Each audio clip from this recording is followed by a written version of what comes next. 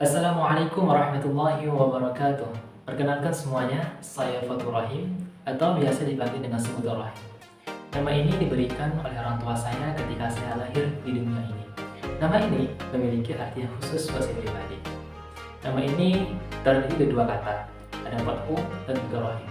Fathu itu artinya adalah sebagai pembuka, sedangkan Rahim itu berasal dari kata Ar-Rahim, yakni dari kata Asma'ul Husna yang berarti Maha Penyayang.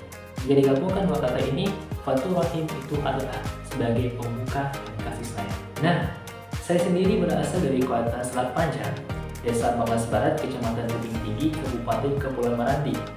Nah, hal yang paling menarik dari Meranti ini ialah ketika saya ingin menikmati suatu keindahan alam yang berada di pantai pesisir. Adapun hobi saya, yang pertama itu ialah bermain badminton, kemudian yang kedua ialah menulis. Sebelumnya teman-teman, saya merupakan seorang mahasiswa di Universitas Riau memilih program studi ilmu komunikasi. Kenapa saya memilih program studi ilmu komunikasi? Karena saya ingin meningkatkan kualitas diri saya dalam berpublic speaking di depan umum, kemudian ingin menjadikan public relation yang berkompeten di dalam bidangnya. Kemudian, suatu impian yang tidak pernah saya impikan, namun impian tersebut terwujud. Hal ini terjadi ketika saya menduduki di bangku kelas 11, yang dimana diadakan sebuah perlombaan di tingkat nasional yang diadakan oleh Ashifa. Pada saat itu kami mengikuti sebuah perlombaan yang isinya tentang sebuah new normal, yang dimana pada saat itu terjadi maraknya COVID-19. Nah, saya sendiri mengikuti perlombaan tersebut yang berperan sebagai pembantu dalam sebuah video tersebut.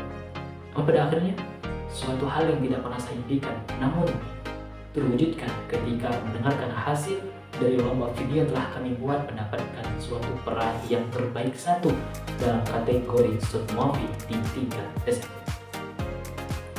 Teman-teman sekalian, pada saat saya menduduki di bangku aliyah, saya pernah mengikuti kegiatan organisasi. Nah, organisasi ini disebut dengan Study Islam Intensive, atau kalau di tingkat SMA disebut dengan PROHIS, yaitu Rohani Keislaman, yang dimana organisasi ini bergerak pada bidang keagamaan.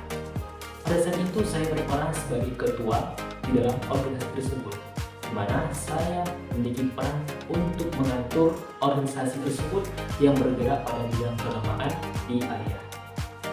Kira-kira apa sih tujuan sebenarnya dalam mempelajari public relation ini? Nah, saya sendiri memiliki tujuan tertentu, di mana saya ingin mempelajari public relation yang lebih mendalam, mulai dari dasar-dasar pengembangan public relation, serta implikasi public relation pada kehidupan nyata. Saya berharap ketika saya sudah mempelajari pada mata kuliah public relation, saya mampu untuk mengembangkan dan menerapkan public relation pada kehidupan bermasyarakat. Suatu hal impian yang ingin saya capai dalam masa kuliah ialah ingin menyelesaikan program studi ilmu komunikasi di Universitas Islam Negeri Sultan Syarif Riau dengan tepat waktu. Setiap orang itu pasti mempunyai kelebihan tersendiri pada dirinya, tidak terlepas diri saya pribadi. Adapun kelebihan yang saya miliki, yang pertama, mempunyai ingatan yang kuat terhadap apa yang saya lihat. Yang kedua, memiliki komunikasi yang bagus. Dan yang ketiga, saya mampu memanajemen waktu antara waktu belajar dan waktu pribadi. Hal yang bikin saya percaya diri ketika saya berada di posisi sebagai Master of Ceremony dalam suatu kegiatan acara maupun kegiatan yang lainnya. Keterampilan yang saya miliki saat ini ialah hal dalam public speaking.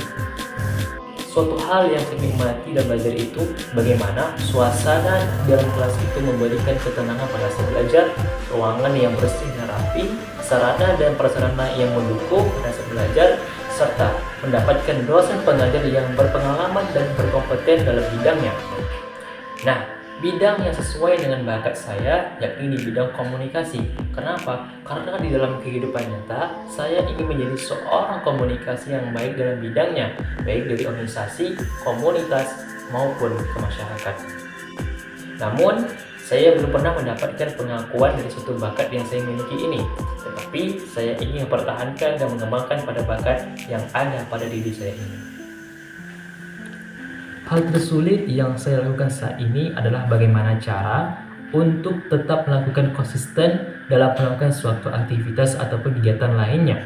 Karena suatu kebiasaan yang selalu untuk menunda-nunda, hal ini menjadi faktor utama dalam terhambatnya konsisten kita. Maka, langkah yang harus saya lakukan ialah dengan merubah kebiasaan yang buruk menjadi suatu kebiasaan yang baik. Kemudian belajar untuk selalu konsisten pada suatu aktivitas tanpa harus untuk menunda-nunda. Tentu bagi diri saya harus banyak belajar dan mengambil dari suatu kesalahan yang sudah terjadi sebelumnya. Berawal dari suatu pengalaman untuk merubah di masa yang akan datang demi menjadi diri yang lebih baik dan berkembang. Sesuatu yang membuat saya tetap termotivasi dalam belajar ini ialah dengan adanya dorongan dari kedua orang tua saya. Nah, dengan adanya dorongan ini, segala bentuk rasa malas dan menunda itu akan menjadi hilang. Nah, karena peran orang tua di sini ialah sebagai motivasi diri saya. Hal ini akan membangkitkan rasa semangat dalam belajar saya untuk lebih konsisten dan lebih serius dan fokus demi mewujudkan suatu impian yang dinantikan oleh keluarga saya. Untuk itu, mulai dari sekarang saya harus memperbaiki diri dalam mengembangkan segala kemampuan yang ada pada diri saya. Karena saya yakin setiap orang akan memiliki kemampuan yang berbeda pada dirinya. Suatu hal yang harus saya pelajari dari kegagalan ini ialah menjadikan suatu peristiwa yang sudah terjadi untuk dijadikan pelajaran yang akan datang. Ingat, perjalanan masih panjang, rute yang akan dilalui juga begitu banyak. Maka jangan sampai rasa kegagalan itu menghambat dirimu untuk terus maju melangkah ke depannya nantinya. Sebagai seorang mahasiswa tentunya harus bisa mengontrol emosi, apalagi dalam menghadapi berbagai konflik dan tekanan dari orang lain. Maka yang saya lakukan itu ialah dengan tetap bersikap tenang, kemudian melihat situasi dan kondisi yang terjadi, dan mencoba untuk menyelesaikan suatu konflik yang terjadi dengan komunikasi yang baik, dan tetap menjaga hati dan pikiran agar tidak terbawa suasana emosi. Setiap orang itu akan pernah melewatkan suatu kesempatan yang tidak pernah dia dapatkan sebelumnya. Namun, kita belajar dari suatu pengalaman yang sudah terjadi, bahwa kesempatan itu tidak akan datang dua kali, dan kesempatan itu hanya datang bagi orang yang menginginkannya. Sebelum datang kesempatan itu, maka persiapkan segala diri kita untuk mengambil kesempatan pada masa yang akan datang. Nah, itulah tadi beberapa pengenalan tentang diri saya dan juga seputar informasi tentang diri saya juga. Dan saya berharap mudah-mudahan video ini bermanfaat untuk kita semua. Lebih kurang saya mohon maaf. Saya kira ini wassalamualaikum warahmatullahi wabarakatuh.